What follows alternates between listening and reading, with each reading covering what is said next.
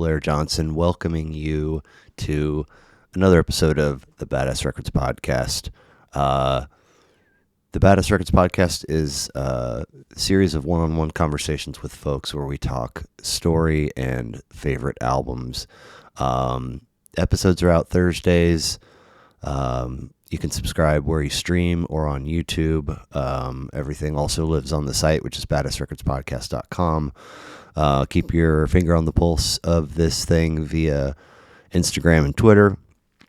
Very pleased to share that this week's guest is none other than the lovely Bill Belzer.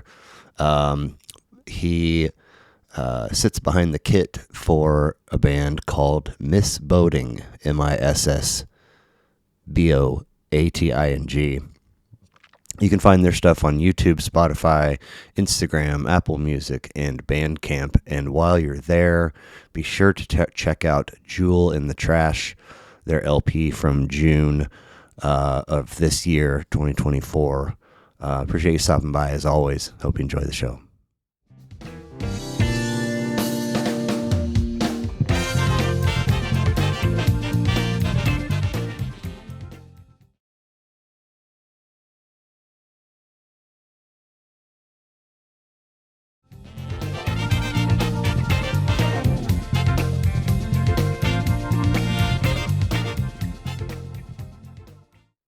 So, I don't know if we ever officially met, but Skip Flynn, McCoy's Public House. Mm-hmm. You never called him Skip? You were always Steve? Skippy, yeah. Okay. Yeah. So that's where I know you from. Yeah. But it's 20 plus years ago. Yeah, those were that was a long time ago. Yeah.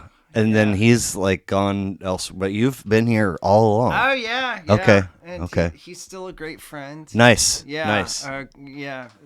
Really good friend, and yeah, he just. I mean, there was that whole time in our lives we just know so much. We just know so much about each other, like on a kind of psychological level, that it's like it's healthy for us to have a really good relationship. Good. Good. So. I wound up. I'm always a little nervous to cross paths with McCoy's folks from back then, because I was in my 20s, and it took 20 years for me to realize this, but I was like anxious because I was like, what the I'm working. I'm smarter than becoming a restaurant industry lifer. And not that I'm smarter than everybody around me, but everybody around me it feels like they have things figured out and they're happy and comfortable, and I was like angsty, and it gave me everybody's like that. It gave me like I had a reputation for being a line Nazi and barking at servers. I don't even remember. Well, because I don't think I ever, when I worked there, You worked there? Yeah, I was a host there. Okay. Yeah. I'm a career host. So I wound up yesterday, just total coincidence, messaging with Charlie Burt. Charlie. And how's he doing? We just are getting communication off. He just sent me a list like 10 minutes ago. Oh, that's great. Yay. But he was doing Tiger Beats. He was doing music. Yeah, he was. I remember there was a music program at McCoy's for a while. Well, man, it's good to see you. To see you. What will the rest of your day look like? Today I'm going to. I'm embarrassed to say there's a few spots of cat puke on my hardwood floor at home. Okay. So I'm gonna take a bench scraper and kind of take care of those and just kind of work on the floors. Then I'm gonna go on a hike. Where? Like to go to the Overland Park Arboretum. Okay. Yeah. Because it's like a perfect length and it's a very well manicured. Yeah. Trail. Cool. Yeah. Do you have dogs as well? No. Okay. It's just me solo. Yeah. And I used to wear my AirPods, but now I just kind of like dig the sound of the forest and the insects, Yeah. So that's I have a really embarrassing habit of watching reaction videos on YouTube. Oh yeah, that's reasonable. And one of the pockets that I've been in right now is Interstellar. Have you seen this film? No. Oh my god. I'm sorry. I'm got a lot of pop culture things are gonna lie That's flat okay. for me. That's yeah. okay. Full blown spoiler alert. Earth is being consumed in stages by dust. Okay. So like all the crops are dying. All so right. they've got to find a new home. Okay. And so a crew goes into space, and it takes them 2 years to get to Saturn. And then they go through a wormhole and find another galaxy. Oh, right on. And it's weird because time is moving slower for them than it is on Earth. And so they have this thing where they can get in this like wet bed and zip up and nap. Oh, okay. Go into the suspended animation. Well, they can just sleep until the timer goes off so that they're not aging. Yeah. And so there's a point where one of them's having a tough time, and somebody pulls up a device that has sort of like nature-y white noise sounds. Oh yeah. And it's like some rain and some crickets. Oh yeah. Like and it's memories of home. Well, it's so soothing to them because Yeah. they haven't heard anyway. Yeah. Anyway, I like that. I feel like my life is so. I'm trying to have a less noisy life, if that makes sense. Yeah. Well, Just in general. also, if you're a person that's going to get out and do that, I think you should just have one. So you can kind of hear what's. But I'm also a podcast junkie, so There you go. I listen to a lot of like history podcasts. I find those soothing. Okay. How many are you touching base with weekly? Oh, I listen to the full kind of like catalog of History Hit. Okay. And they're just always pumping stuff out, and also this podcast called The Rest Is History. That sounds familiar. Yeah, it's great. Nice. And I like having as times are as they are right now. I like to hear kind of like get things in perspective, and it's good for my mental health. I hear you. So that's a history podcast and travel podcast. Cool. Really kind of escapism sort of stuff. Do you get out and about? Do you get out and leave the country or? Yeah. Boyfriend and I like to go see the band Fish.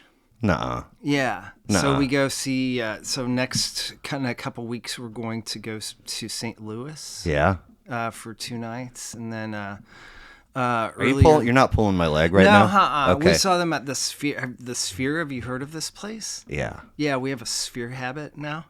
So we just saw the Dead and Company. Okay. And it's just, I mean, it's remarkable. Talk about immersion.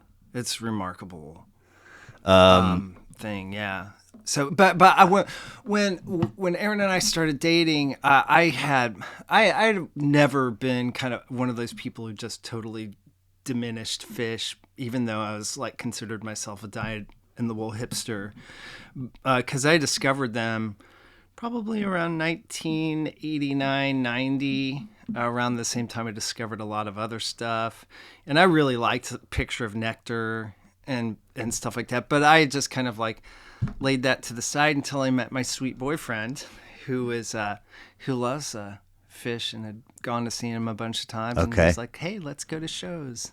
And Wow. It's kind of been like one of the center points of our life is to go to shows. And This is Adeline, sweet Adeline, yeah. and Elihu, sample in a jar. Oh, are you kidding No. me? Oh my God. No. You're going to get me weepy here. I've got 82 shows under my belt. Oh man. They've probably got 12. You take them. Oh, that's so great. Some of those are in utero. Yeah. But nevertheless. But the other one's probably with cans on. Yep, absolutely. How cool, Blair. That's great. I was somewhat planning on doing Mondegreen, but my primary show buddy, who's in Charleston, his wife has leukemia. Okay. And they took care of it, but it's been back and it's been not been good. So Yeah. I probably won't see any But that's okay. I just have you listened to Evolve? Oh, it's great. You love it. I really do. Okay. I really do. Okay. There's something about production-wise it really got Sure. me. Yeah.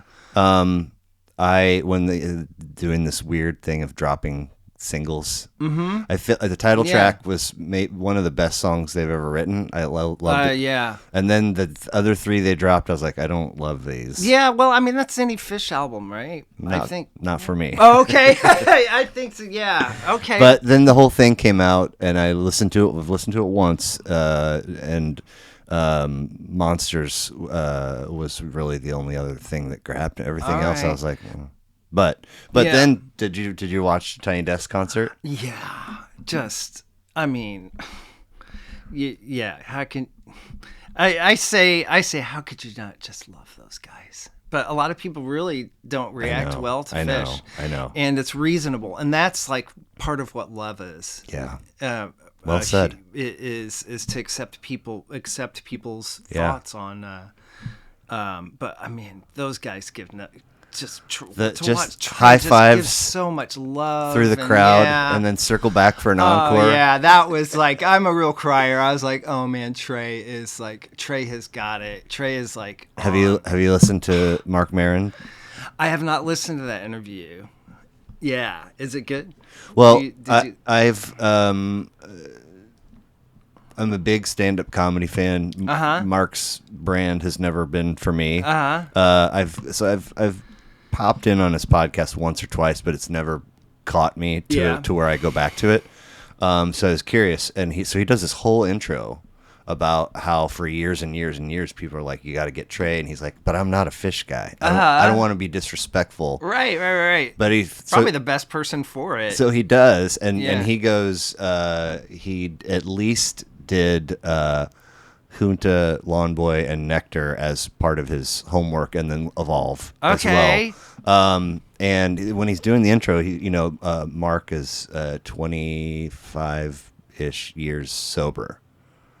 So he's like, Cool. even It's though I've never listened to that, might be a through. Since we're both on that path. Yeah. And so I was like, I wonder if he's gonna get into that. And they spent most of the 90 minutes talking about it. Oh, that's so cool. Which Trey, and you can okay. I'll lean into this, and you can feel him kind of pull back. He's been very protective of getting too detailed about. Right. But man, they sit with it for a good. I want to listen. Okay, I'm going to listen to it now. Yeah. It's good. I mean, Trey really, when the first thing I ever saw, I saw Trey solo before I saw Fish live. Oh, wow. And just the first thing I noticed was just like he was obviously just playing his ass off and soulfully, and his band is incredible.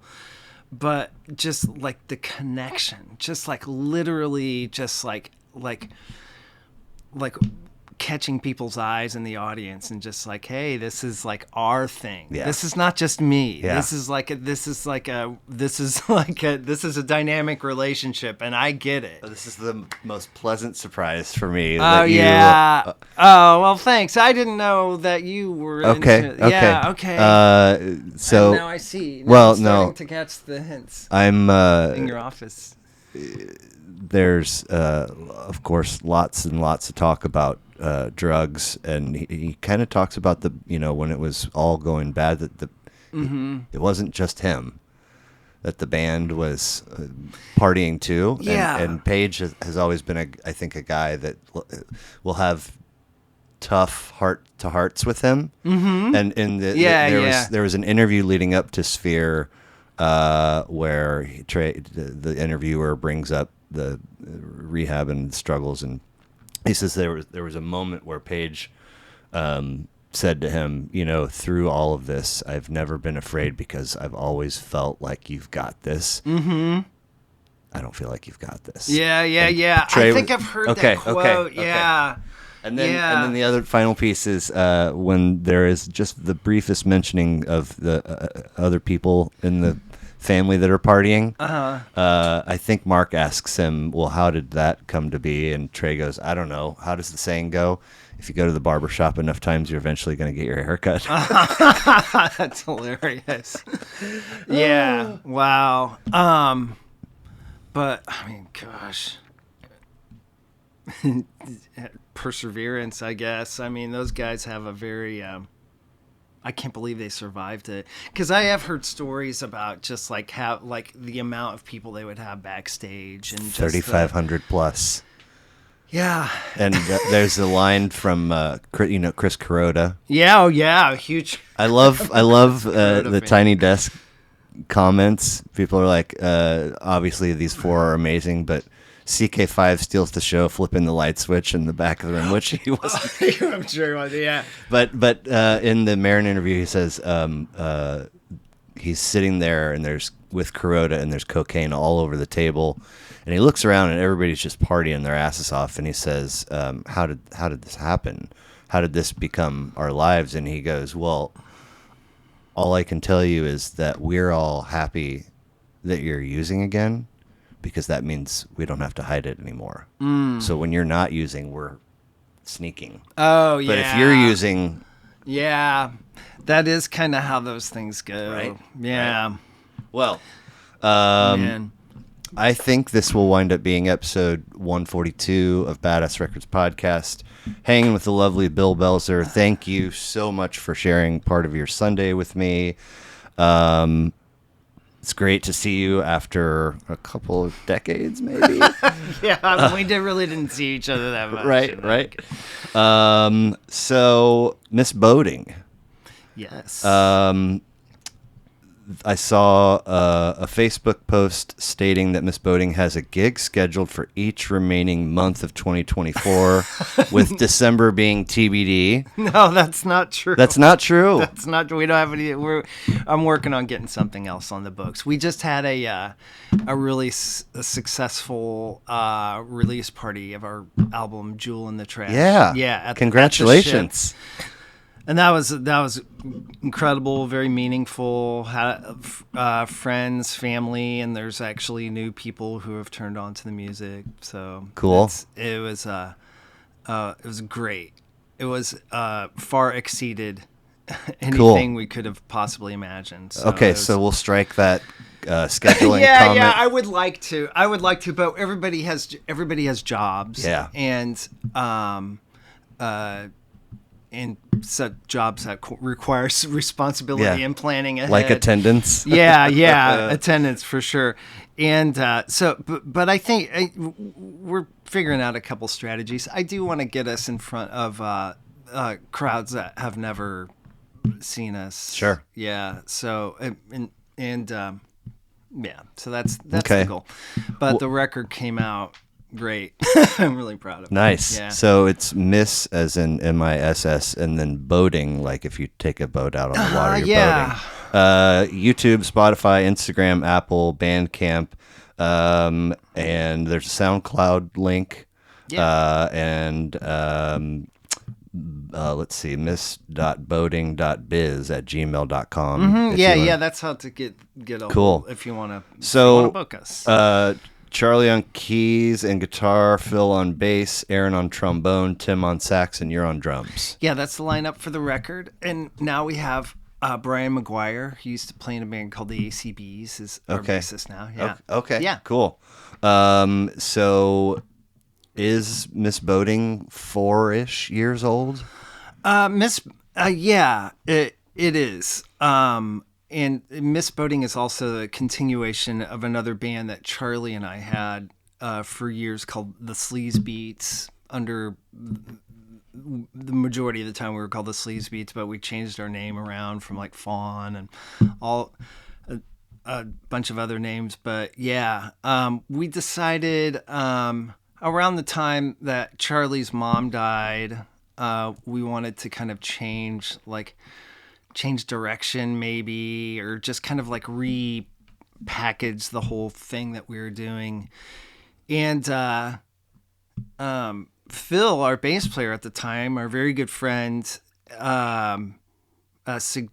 suggested, there was a picture of Charlie's mom hanging in his front room from her from when she won the Miss Boating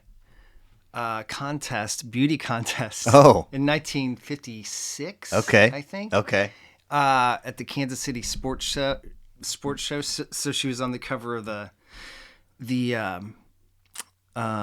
Kansas City Star. So Okay. this is a beautiful picture, and that's the kind of the illustration you see on our record. It's illustration from that. So he was just like, why not Miss Boating? For the name. For the name. I love it. And yeah. So on the Bandcamp 5-track EP from 2020, the Vargon Sidestep. Yeah. It's a Lie single from later in the year, and then that was our COVID lockdown. Okay. Everybody records in their house. Yeah. Thing, and then Jewel in the Trash, 14-track full-length release from June. It's brand new. Yeah. Congratulations again. I noticed that you got producer credit on that one. Yeah. Was that a new thing for you to take on, or we figured that I kind of like I just took the lead on putting the whole thing together and just kind of being that guy in the studio who was just like in front of the horn section, like, do it again, you know? So it was, and we're all pretty close. So it was like, it wasn't like it wasn't weird or anything, but it was, yeah. So I just kind of directed the sound. Okay. Was this production of it? Yeah. Was there an element of learning on the fly, or did you know what you were doing? I knew, because I've been playing these songs since like a lot of them since like 1989. Okay. Yeah. Right around the time you discovered Fish. Yeah, exactly. So I'd been with these songs for a while, and they're Charlie's songs, and I was just like, eventually we're gonna have to get like a good document of these things. Yeah. And so yeah, I just wanted the record to sound, one of the songs to sound really articulated. I guess I don't know if that's a good word for it, but just everything kind of in its place, just to create this sort of foundation for Charlie's vocals, which are really singular, just like they're incredible. The older Charlie gets, not to say he's getting older, but the better singer he becomes. Oh wow, nice. And it's just like he's just kind of like has this depth to his voice, which is really cool. And where'd you guys record it? With our friend Ross. Okay. In his basement studio, and he's in multiple bands. He's in a band that ACB, or not ACBs, but Shy Boys. He was in the ACBs too. He has his own band called Full Bloods. Okay. And plays with Connor from Shy Boys in a band called Coney. Okay. Yeah. So so that's with Ross. He's our trusted engineering professional. Now, did you guys and puts up with me running around the studio? Did you guys put down tracks individually, or did you record live? What was that process like? It's like it was combination. Yeah, we did some overdubbing, but the rhythm tracks were definitely live. Okay. Yeah. Cool. And why do I have it in my head that you gig in other outfits too? Oh, I used to. But okay. But no more, Blair. Okay. Yeah, this is Miss Boating is. This is, yes, I am. Yeah. One lady man. Yeah. I see it as like this is my thing now. Cool. Yeah. And you are born and raised in the area, right? Yes. Siblings? Yes. Okay. Yes. And any idea how Mom and Dad met? Mom and Dad, yeah, good question. Mom and Dad met, I believe, through my Aunt Mary. Okay. Yeah. And it was, they were both had previous marriages, and were just kind of looking for round two. Actual love. Yeah. Yeah. So that was, I think that's the kind of long and short of it. Yeah. And were they folks that put on music to listen to in the home when you all were little? Yeah. What kind of things were they into? Dad had a very kind of Dad loved country music. Okay. So a lot of radio country from the 70s. And Mom liked really clear female singers like Cass Elliot. Sure. I remember Roberta Flack was on a lot. Nice. Not a lot, but it was just like really through the radio. It was a lot of radio. Sure. It wasn't like there was a real record culture in our house. Right. Until until my brothers. Okay. So I'm always fascinated with this idea of the music that we're sort of born into in our family's home or our family's car or whatever. But eventually, we sort of step down the path and carve out our own tastes. Yes. Not necessarily referring to your list per se, but was there an album that you first fell in love with or borrowed or bought with your own money that stands out? Yeah, it was definitely this Chuck Mangione record, this live at the Hollywood Bowl. Gotcha. Okay. How old was I? I think it was like 10, 11. Okay. Yeah. What about live music? Any early or first concert memories? The first concert I ever saw was at Tower Park. This country singer called Jody Miller. Okay. Yeah. Tower Park. I'm not familiar. Tower Park. Oh, like on 75th and Holmes? Yeah. Oh, yeah. Yeah. They used to have a concert, summer concert thing. Yeah. Okay.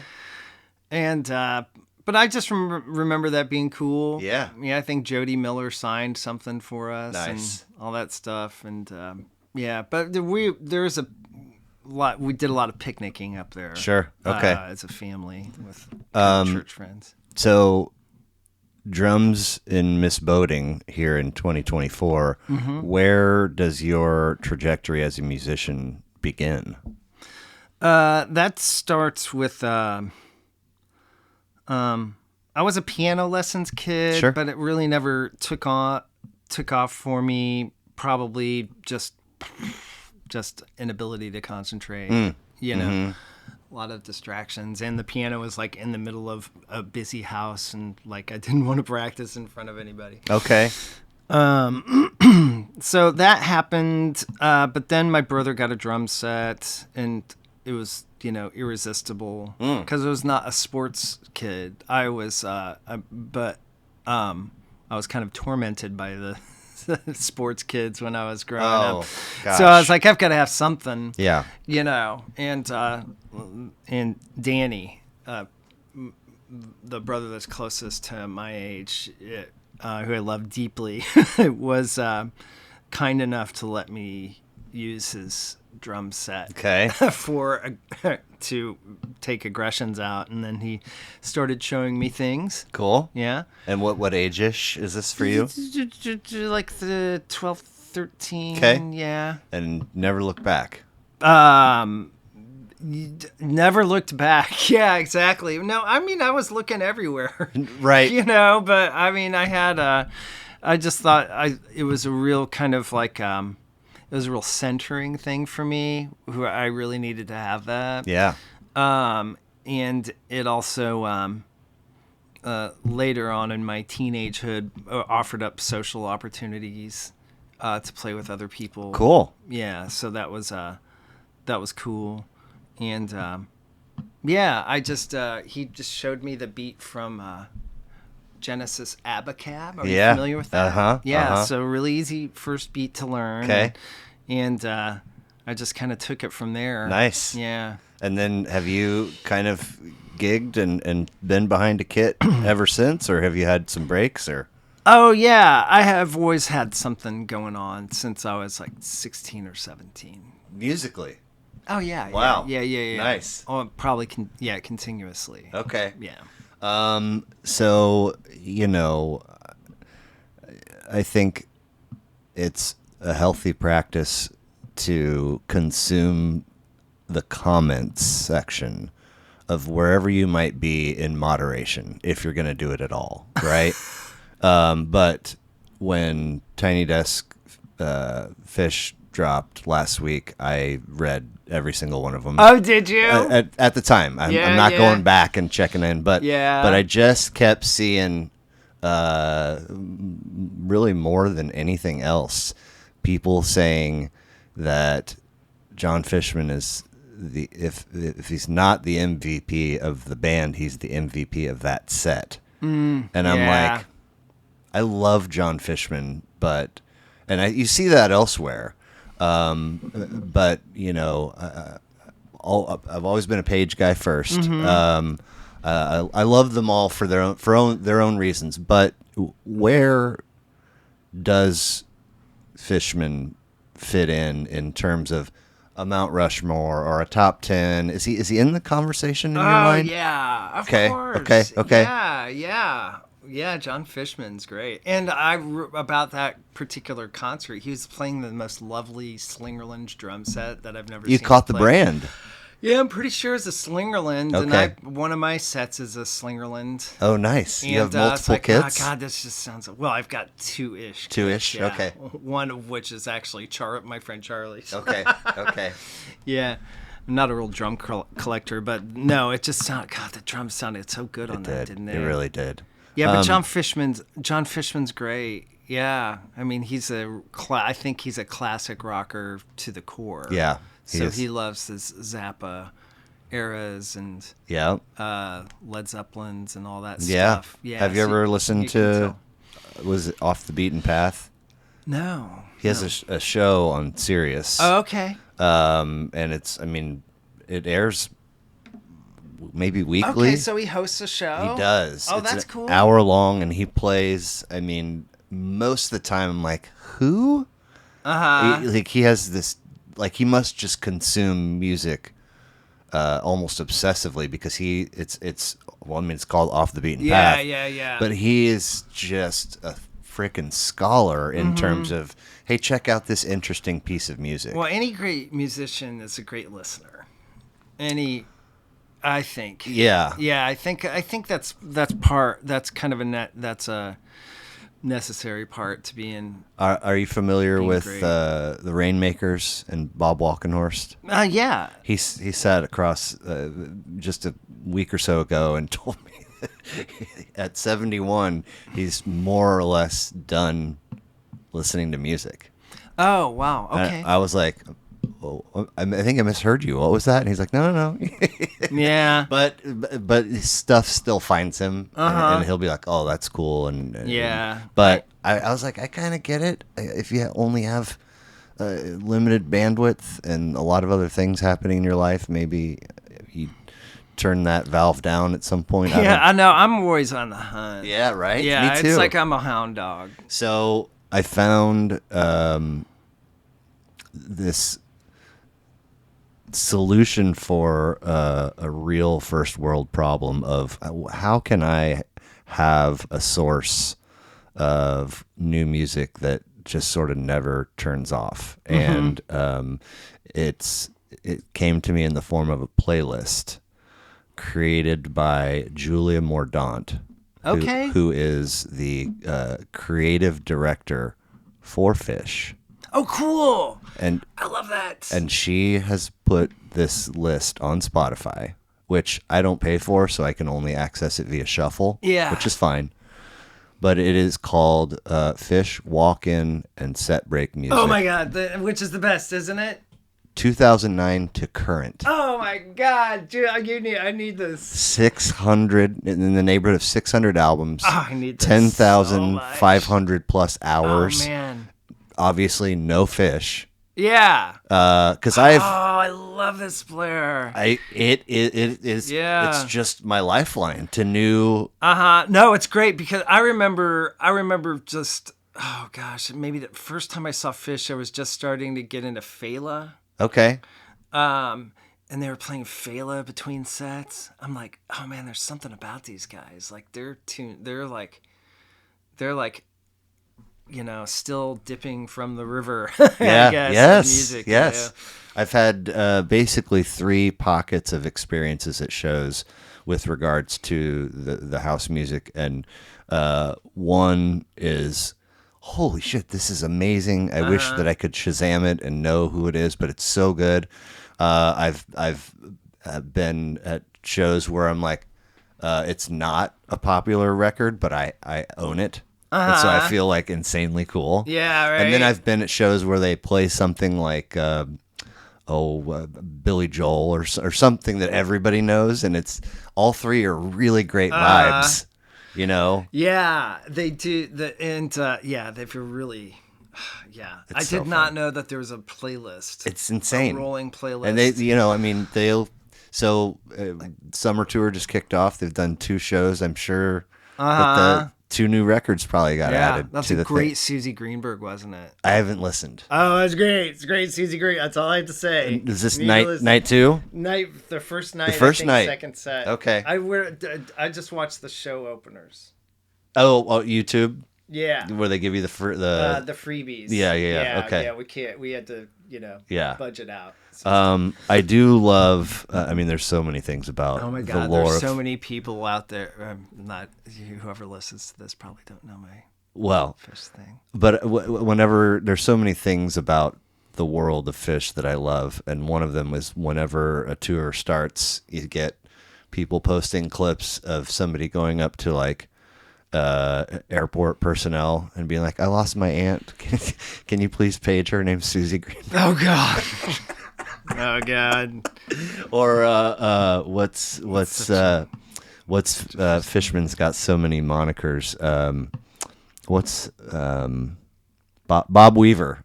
Did you ever see him call himself Bob Weaver, or Trey call him Bob Weaver? No. It was at the end of like a fall, maybe 2018 Vegas run, and he was just Bob Weaver. And so people, hey, I lost my uncle Bob. Can you page Bob Weaver? Oh God. So I know you were probably doing this as a continuous thing, but I am 55 and I have to pee. Oh, do it. Is that okay? Well,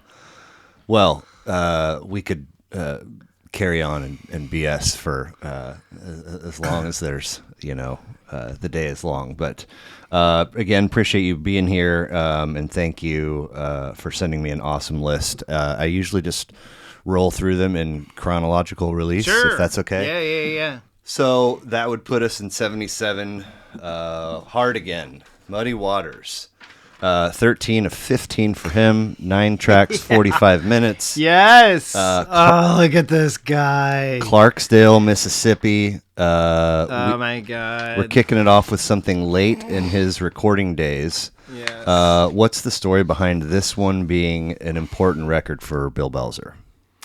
Well, I used to work at a record store called the Music Exchange. Is in that Lawrence? Westport. Westport. Okay. Yeah, in the old location that's now the Arizona Trading Company, I think. And somebody put this record on, and there was just something that sizzled about the engineering production of it. The drum sound. Oh God, the drum sound is so good on this.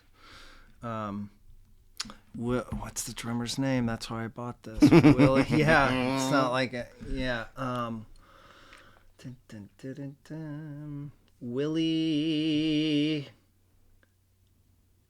Smith. Willie Smith. Oh God. Good stuff. Willie Big Eye Smith. Anyways, yeah, just monumental. And the album, it's as much about the sound of the record as it is the songs, but the songs are incredible, like Cross-Eyed Cat.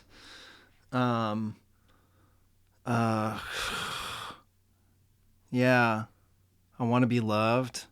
I mean, really just transports you into a room, into a very beer-soaked, very smoky.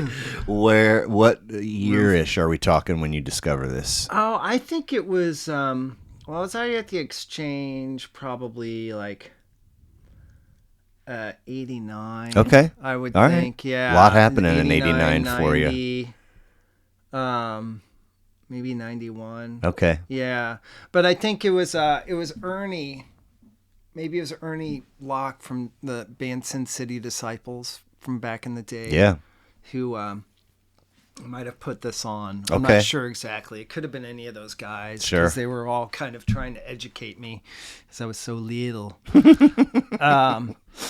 But no, this is great. This is just like it's truly a distillation of what this kind of music, this electric blues thing, can be. I got to tell you, so my kind of where I came online musically is as a very small person. Was 71 WHB. My mom's car, she only had AM, so it was like just all oldies all the time. Yeah, same here. Eventually, I kind of drift into classic rock land and probably stayed longer than is healthy. I'm checking out other stuff too, but that's sort of my and so I'm building this. I'm spending money faster than I can earn it on cassettes at Peaches, and eventually Sound Warehouse and CD Warehouse and so forth. And at some point, I grabbed a greatest hits of most of the blues legends that might spring to mind, and Muddy was one of them. And it always just seemed a little sleepy. So somewhere in the back of my mind, when I sat down to prepare for this, I was like, is this going to be... And I found this to be flawless. It explodes. Sometimes, I don't... It's scary. Often almost. admit this, but sometimes when I'm going through folks' lists, I'll if it's not really, I'll scan. Yeah, no, it's reasonable. This was front to back, man. Yeah. So good. Look how proud he is Very of this proud. record. Very proud. That is a man who's proud of this record. He's just like, yeah, I encapsulated it. Anyways, the engineer, I'm so into this record that I looked up who the engineer was, and it's this guy, he's David Still. Yeah, Dave Still. And he was also like doing the Foghat records from that time, which were really great, well-engineered, awesome rock records. Interesting. But I don't know. It just sounds like there's like 2 or 3 microphones in a room and a bunch of sweaty men smoking cigarettes and drinking beer. Yeah. And maybe some whiskey too. Maybe some whiskey. And it's great, man. What a boy! You've put Slow Ride in my head, and I'm kind of sitting here thinking, gosh, that does really sound good. Sounds good. It really pops. Yeah. Off the speakers. Is that the tune they put on in Dazed and Confused at the end when they're going to go get Aerosmith tickets? Probably. Yeah, probably. Yeah. Well, Muddy Waters. God. We would take a 2-year leap to 1979 with an evening of magic. Yeah, Chuck man. Mangione live at the Hollywood Bowl. No, it's reasonable if you just skipped through this because Chuck is not everybody's taste. Well, it's funny that Shazam came up just a minute ago because not too terribly long ago, I was eating some food at a bar and it was crowded, so it was loud. And so the music that's playing was a little bit tough to pick up, and I don't have the greatest hearing anyway. But I was like, God, what is this riff? I know this. And I was like, oh, it's that. I know this song like back to when I was the DNA. It feels so good, wasn't it? It was. It was. Oh man, it just hits you. So I came home and I put the record that came out on, and I was like, man, this guy is a frickin' master. He's a wizard, compositional wizard. But I after that, I drifted. So this brought me back, and I was like, a live record. Wow. He's got this is 14 and 27 for him, 15 tracks, 101 minutes. We go from Mississippi with Muddy to Rochester, New York. This guy went from playing with Art Blakey to recording and releasing one of the most iconic tracks in all of Gen X, in my opinion. For sure. I love that he bookended the performance with Feels So Good because it had just came out, right. And like, how often does an instrumental jazz guy get like a number one hit? Flugelhorn. A flugelhornist get like own the FM radio for a couple of summers, and he was not gonna. You're not I'll tell you, lying. A&M Records was gonna pit bull that and hold it in their mouth as long as they could. So this record, man, it's so good. When I got it, I just like, I think I've been happy a lot, and I've been very fortunate to have feel the emotion of happiness. When I got this record when I was a child, I was just so exuberant. Oh my God, and I that's also great. got this tiny record player, and I remember being on the floor of our attic rec room, just listening to this over and over, and I was just like, so With the actual with the album and Yes. the liner notes, and I can smell it. I you know- I and love the smells. booklet. The And smells the were the booklet, best. the booklet is the liner notes are really cool because they kind of explain the chaos around actually having recorded this. They have apparently he had just super limited time to rehearse the orchestra. 70 people. Yeah, 70 people. Right, exactly. That's insanity. Huge orchestra at the Hollywood Bowl. And this was kind of like his, this was his big gig to, say here, put a stamp on pop culture. And it's really cool. But it also coincided in a time with my life where I really needed to have some escapism and some beautiful melodies and all those kind of great chords that he does. There's a song called Chase the Clouds Away, which I've got this little, I do this Substack thing sometimes called Personal Hits. And I did Were you right? yeah, I write. I No wrote about way. this song. I wrote about this recording of Chase the Clouds Away. Oh, you gotta and send me your Substack. Okay, please. yeah. It's called Personal Hits. Personal hits. Yeah. How often are you? I haven't done it in a few months because just life. I hear you. But I'll do more. But the Chase the Clouds Away was really, just something about that song just kind of kept me going. Cool. Like, was I just feel so much emotion about it. It was a real sort of like escape. Yeah. I love it. And there's like a harmonic part in this song that I listen to and I can't like not cry Of course. during it. Yeah. Because it not only reminds me of it just really brings back this time in my life where I Cool. really needed to have escapism. Yeah. Yeah. I needed to escape. Well, I really love because Feel So Good is in the neighborhood of 9 minutes, and I love Yeah, that when it he is. comes back So and encores with it, it's sort of like a Tweezer reprise. It's just a Right, little 3 exactly. minute, 14-second or So something. funny.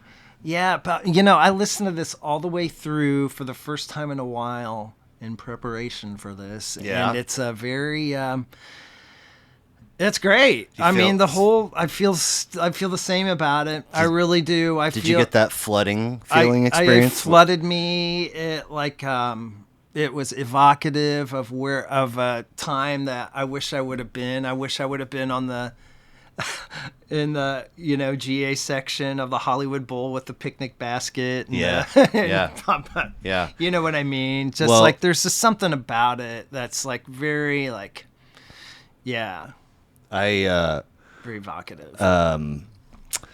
so this was I think this came out on New Year's Day in '79. This was January was what I was able. Oh, to, did it? Okay. I was able to come across, but it took me a minute because you got two 79ers on your list, and I was like, well, which one was first? And I was struggling to find it, man, yeah. and when I finally found it, I was far enough down on whatever internet page that the next thing below it was like people also ask.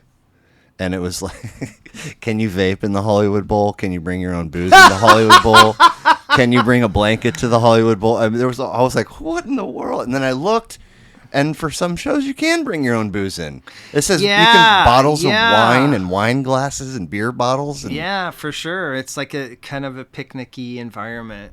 fascinating. I guess Monty Python did a thing in the Hollywood, like have a Hollywood bull comedy film No where kidding. it's just like, film a lot of footage of people using hard drugs. Oh, Yeah. okay. Yeah. That's I mean, good. Monty Python in the 70s. What the hell? Yeah. It's only a flesh wound. Yes.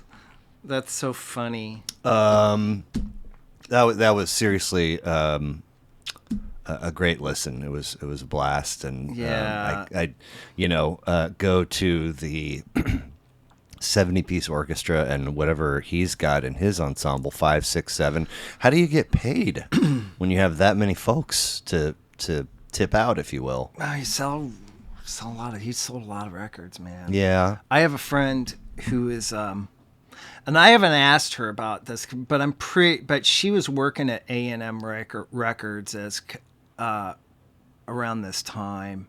And I get the feeling she was like involved in a lot of kind of organizing the production of this. But we're too close for me to want to bring up like her past, because this could have been a really traumatic time for her, because the way it's described, the chaos that ensued with actually getting all of these people into the Hollywood Bowl and rehearsed. So maybe I'll talk to Cheryl about it sometime. Yeah. Yeah. Have you read Park Pewterbaugh's fish biography? No, curious. Oh, it's so good. I think that's the guy's name. I believe he wrote a number of features for Rolling Stone about them over the years, and so I think there was some kind of agreement that was reached that was like, if somebody's going to write this book, it's got to be him, because he already knows us. Right. But there's a scene, there's a lot of good moments in the book, but there's a scene where they talk about leaving the hotel for a gig. And it's like, okay, we meet at the bus at 4:00. And either Paige or Mike are always first and on time. And then Fishman will come strolling in with like he's already late when he goes to get the coffee. Yeah. And then by the time he gets there, one of them's like, I'm gonna run here real quick, and then Trey will show up. And then now one of them's left to go to the bathroom or whatever, and then that one comes back, and one wonders. It's just 4 people trying to get them on a bus to go to a gig. I can't even imagine. Yeah, right. Yeah. So it is like herding cats. I've been on tour enough to know that it's you notice the person who's not ready. Right. Well, good stuff. We stay in 79, but we jump to September with Gang of Four's Entertainment. Debut for them. They would put out 9 more. This one's 12 tracks, 39 minutes. So we've crossed the pond now. We're in Leeds, England, and this is the only record on your list with a previous appearance on the show. Okay. It was That's a good one. initially appeared in episode 105 with a fellow by the name of Sid Souter. Okay, cool. Too Much Rock. Are you familiar with this cat? No, but he yeah. cruises around and documents All shows and has a podcast. Cool, yeah. But often called a seminal post-punk album. How deep, if at all, does your love for post-punk go, and why does this Gang of Four record make your list?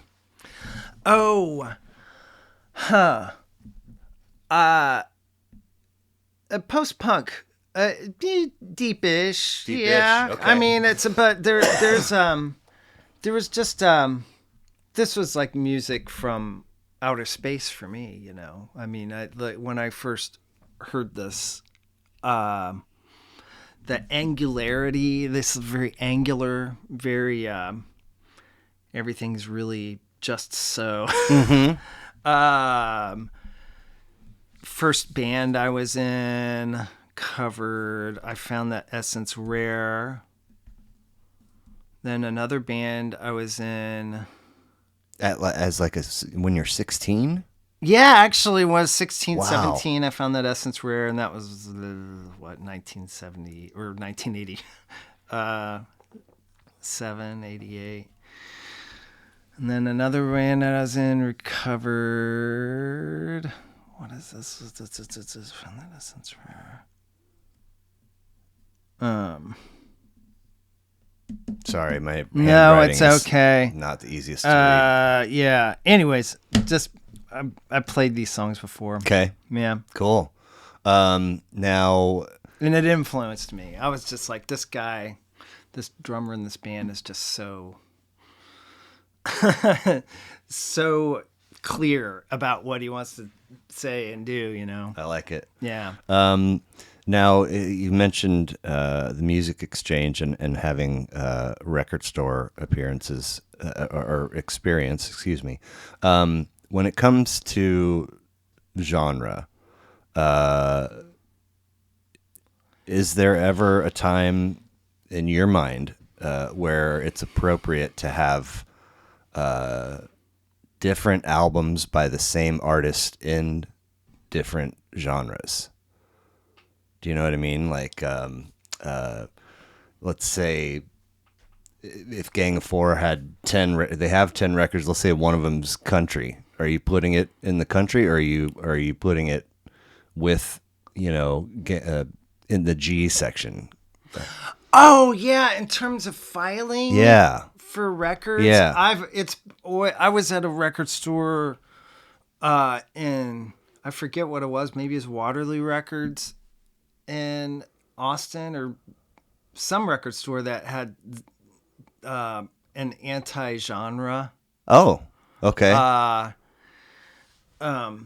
philosophy, and that's I feel that way. So genre. I really hate genre. I really interesting. do. Okay. And I hate hashtags and like hashtag this. I really do. It's Okay. just it's against my nature. I think music's different than that. Have you seen High Fidelity?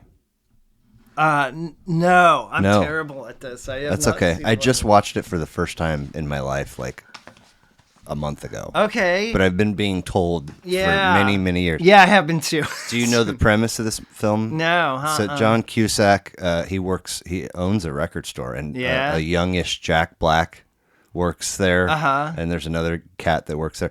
But he kind of is talking, straight into the camera for a lot of it, because he's narrating the story as it's, and so he does a lot of top five breakup albums, or whatever. Yeah, right. And at one point he's got an insane personal vinyl collection. And at one point he's going through a breakup, and I think his ex comes over to get some of her stuff, and he's in the process of reorganizing his record collection, and the new method of organization is chronologically for him how he discovered the albums. Oh wow! Yeah, and I was like, that's fascinating. I don't know if I could do it for my. I don't know, but yeah, that sounds tough. Yeah, but yeah, I think that music is so much about discovery and discovering new things that I just don't like to. I hear you. Yeah, like the record store. I remember being in this record store, and it was like classical with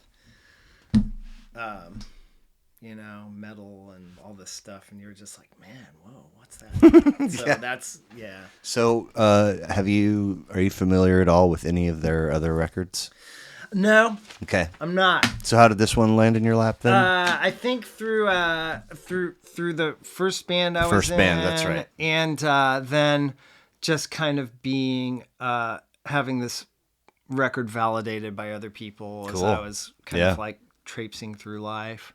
I hear you. Yeah. So we'll leave the 70s and land in 1986. Oh, yeah. You're Candy so Apple Gray, kind. Husker Du. This is an add-on. 5th of 6, 10 tracks, 37 minutes. So we're back stateside, and we land in St. Paul, Minnesota. I think, I'm not positive, but I think the only other Husker Du album to make somebody's list was Dan Jones. Okay, cool. And he had Zen Arcade on his list.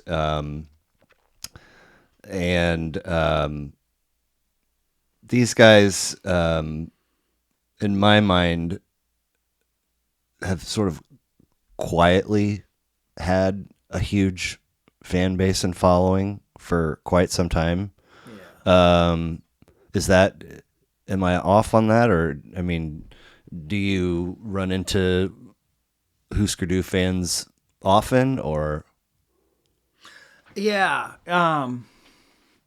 I remember 1986. I was reading a lot of Spin magazine nice? and Rolling Stone, and so I was familiar with kind of uh, writing about Husker Du, and this is like the first time I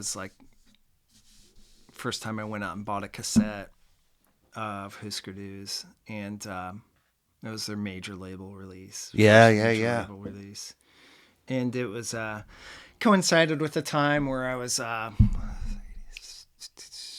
just having crushes and like a lonely gay kid out there, and I realized and had read that Husker Du were, two of the members were gay, and so I mean, this record just like became a part of me, but also just like the subject matter is so dark. It's not like actually, a lot of people like maybe their coming out record is like something more joyous and dancey, but my kind of like coming out record was like, yeah, I'm fucking gay and angsty.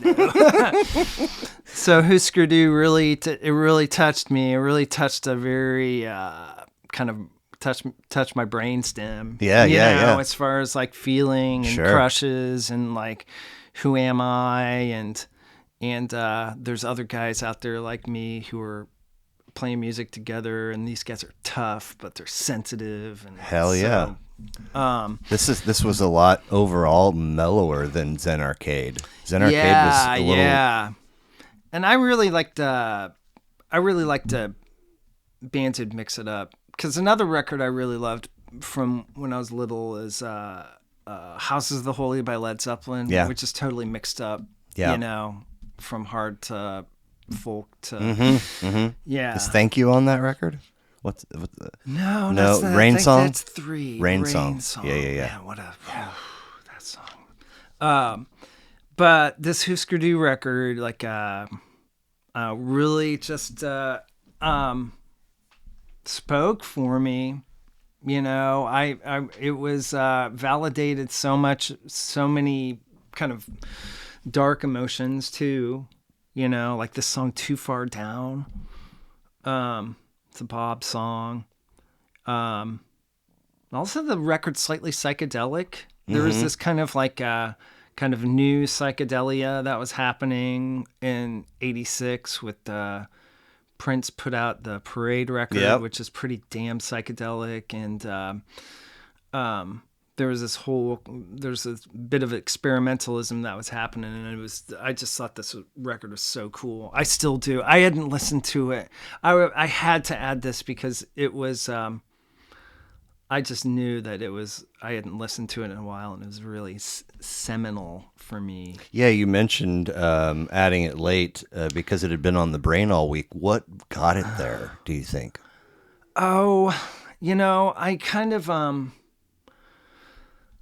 not to get too deep into it, but through my experience in life, I've been kind of ambitious and like reaching out and playing with people. So I actually Bob and Grant I had known at separate times after like post Husker Du, and the drummer Grant I played in a band with, but in his band for a couple of gigs. You know 3 two of gigs. the dudes from Husker Du. Yeah, Nice. yeah. So, cool. and just great guys. And Bob, I was in another band that was on tour with his band Sugar. Yeah, Familiar with Sugar? yeah. So, it was, just really validating to see gay guys doing this. Yeah, for me. yeah, yes. Yeah. And I just think about how kind Bob has been to me over the years. No and kidding. Grant and That's awesome. and generous, and making time for me and like kind of like, yeah. So that's I think about these guys. And I have deep love. I have deep love for Husker Du. But in 1986 when I heard this, they were just like, they were a template for me, I guess. Sure. I was Bob's done a number of solo records, right? Oh yeah, he's just great. Yeah, you're an equal fan of the. Yeah. I mean, I like I said, I'm kind of always searching stuff out, so I don't get go backwards too much. Like, fair. Yeah. So that's Husker Du. I mean, I listened to this morning, and the cats were like, "What is wrong with you?" They're like That's you great. are crying. So But I love these people. I love these guys, and I miss Grant because he was really good to me too. Yeah, Grant died. Oh, okay. Wow. Another. But I don't like to talk about. I don't like to like flex about that. No. Because I was like ambitious and I needed validation, I like ended up in situations where I was playing with people who were like heroes. It's like, what the fuck am I doing? But awesome. Awesome to have had those experiences. Yeah. I mean. Yeah. It's absolutely not coming across as a flex. Okay, all right. It's coming across. Yeah. To me, it's coming across as heartfelt. Oh yeah. So. I mean, these guys were all very good to me. Cool. Yeah. Well, this one was from March of '86. Yeah. And the week it came out. I remember watching the ad. I remember watching the ads for this, hearing about the new Husker Du. Okay. Yeah. So we would go then to September for Oh my God! Blood and Chocolates, The almighty Elvis Costello and the Attractions, 11 of 25, 11 tracks, 47 minutes. Staying in the UK, or sorry, back to the UK. So I think 3 or 4 Elvis records have made lists. But perhaps most notably would be James Inman from episode number 53, who is something of a hoarderish Elvis Costello cool. collector. Oh, good. Like anything that he has ever put out or been on, he has multiple, like all the versions. All right. Like yeah. lossless FLAC vinyl cassette. It's wild. But to me, somewhat similar to Husker Du, Elvis has always been kind of over here, and I've known about him and known that there are lots of people that love him, but he just kind of never really made it into my circles until I started doing this. Yeah. What is your discovery story with this outfit? Oh, Elvis just I think it was the show Night Flight on USA Network. Okay. Yeah. Yeah. And I was exposed to a lot of new music and like punk and Sure. post-punk and all that stuff through that show. And Elvis, I just latched on to him. But this was the record that I felt that was the Elvis record that was like made for me. Yeah. This is kind of like the first Elvis Costello record and his biggest commercial flop, I guess. No kidding. Yeah. Also 86 kind of psychedelic. There's a lot of noise on this record. And a lot of experimental stuff. But also very live record. The engineering is pristine. Well, it's pristine. It sounds filthy, but it's also just like you can hear everything. You can hear the amps hum. It's just that was intentional, noisy, right? Yeah. And I think these guys all hated each other because they had been on tour for 5 years straight. And well, I saw something, and I might not get this right, but I think that they toured and recorded a record, and then he recorded a record with a different collection of folks, and then went right back in, with the with the track and Yeah, I think the label wanted another Attractions record, and so they bought Nick Lowe, I guess their old producer guy, back into it, and they were like, "You want to?" The whole mood of this record is like, "You want a fucking record? Here's a fucking record," and we're gonna and now I'm gonna throw it at you, but it's so record. dark. It's so dark, and also it's like Candy Apple Gray. Just like so like emotionally dark, and it just resonated with my angst so much. Like uncomplicated. Just a song. I mean, I haven't even been in a relationship, and my favorite songs were about relationships breaking up. Wow.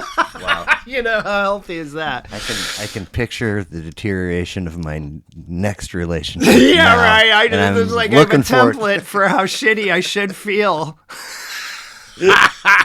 That's so funny. That's good stuff. But it's brilliant, man. The wordplay, the writing on this is so great. This song "Tokyo Storm Warning" the first line is the sky fell over cheap Korean monster movie scenery Wow. and spilled onto the mezzanine of the crushed capsule hotel between the Disney abattoir and I know all the fucking lyrics to this record. Wow. But yeah, great record, and just this is a real banger. I'll still put on a few of these songs. Yeah, I'll really get into it. But yeah, that's apparently they were so angry at each other they would like throw things in the studio, and That's good. yeah, That's what you want when you're going to make a piece of art. I guess a particular kind of piece of art, maybe. Yeah. So if he's 25 deep, I think one of them was just a couple of years ago. Are you versed in the whole catalog, or? Yeah. I still think he's a great writer. He's a crooner now, you know, and he's a crooner instead of a spitter. Sure. But I've appreciated all of his phases. I really have. Cool. I really have. Even his unpopular string quartet phase, I really liked. His Burt Bacharach phase, Elvis Costello. But the drummer for the Attractions, Pete Thomas, has been like a consistent like hero for me. Cool. Yeah. You mentioned reading Spin magazine. Are you familiar with Chuck Klosterman? No. You've never? Okay. He wrote for Spin, and he's Okay. written a bunch of books that are very music is very tangled into the fabric of all of the books of his that I've read, and he's kind of if I woke up tomorrow and didn't have any financial concerns, I would write. Yeah. And his kind of the voice of his writing is. It resonates very. All right. So I have to Okay. it's kind of my metronome to make sure don't get too Klosterman-y. You gotta be Yeah. yourself, right? Yeah. Well, these were all super fun listens. I appreciate it. I typically like to wrap with a series of goofy questions. Yes. And then we'll get you out of here. All right. So the first one, you get to have lunch with anyone you're choosing, dead or alive. Who are you choosing and why? Oh man. Lunch with anyone.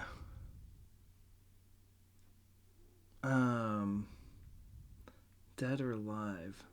Probably should go for dead. No, let's go for alive. Chuck Mangione. No shit. Nice. Yeah. Oh, for sure. Nice. Yeah. I love that answer. Yeah. I would want to say, yeah. You recall the show Fear Factor?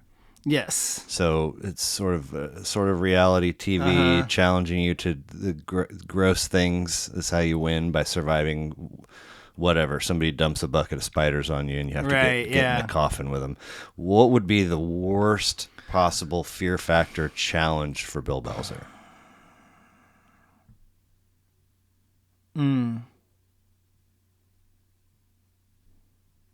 Oh man.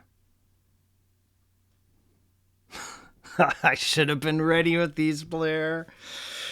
Worst possible fear factor challenge. Oh, okay. Having to drink old hot dog water from a hot dog stand. Okay. Yeah. That's a good one. Hot Very dog specific water. one. Yeah. You're given the ability to visit your past self at any age of your choosing. Yeah.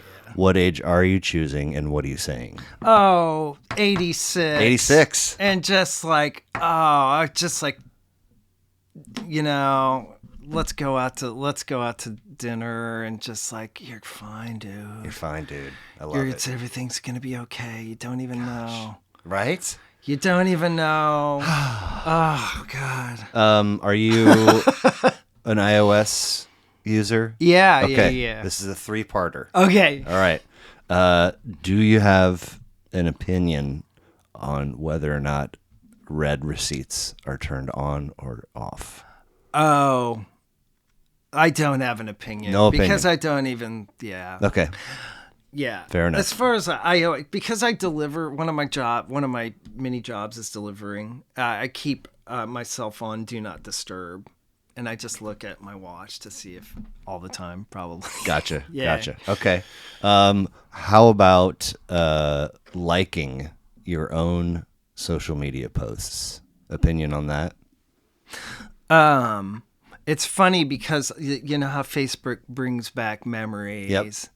And I'll see something that about myself from like 10 years ago that will touch me, and I will change the thumbs up to a love. Fair. Yeah. But I mean, tomorrow you jump on Facebook, you make a post about a misboating gig. Oh yeah. No. Okay. No, that's for other people to do. Okay. Then how about Elvis Costello? He's coming to town. Yeah. You've got tickets. Aaron, is it Aaron? Yeah. Okay, you and Aaron have got Yeah. tickets. Good seats. Are you throwing on an Elvis Costello shirt to go to that show? No. Not for me personally, but I respect people who do. Last time, a couple of times ago, Elvis was in town. I was working. One of my jobs used to be working security at the Uptown, and so I was lucky enough to have to be the guy to hang out by the gear truck, and I got to know the Elvis Costello gear driver guy. He was really sweet. Nice. Yeah. Very cool. Last but not least, please complete this for me. The world would immediately become a better place in which to live if only... Oh, people would listen to each other. I like it. Straight up. Yeah. It's just Straight up. Straight up. Yeah. Shouts out to Paul Abdul. Yeah. Just listen. Yeah. Just, poor people, listen to them. Just, I don't know. It's just like it's just that simple. Yeah. Yeah. Well, thank you again. Misboating, 2 words, MISS, and then BOATING. Like a lady's name, Misboating. Yes. YouTube, Spotify, Apple, SoundCloud, Facebook, Yeah. Instagram.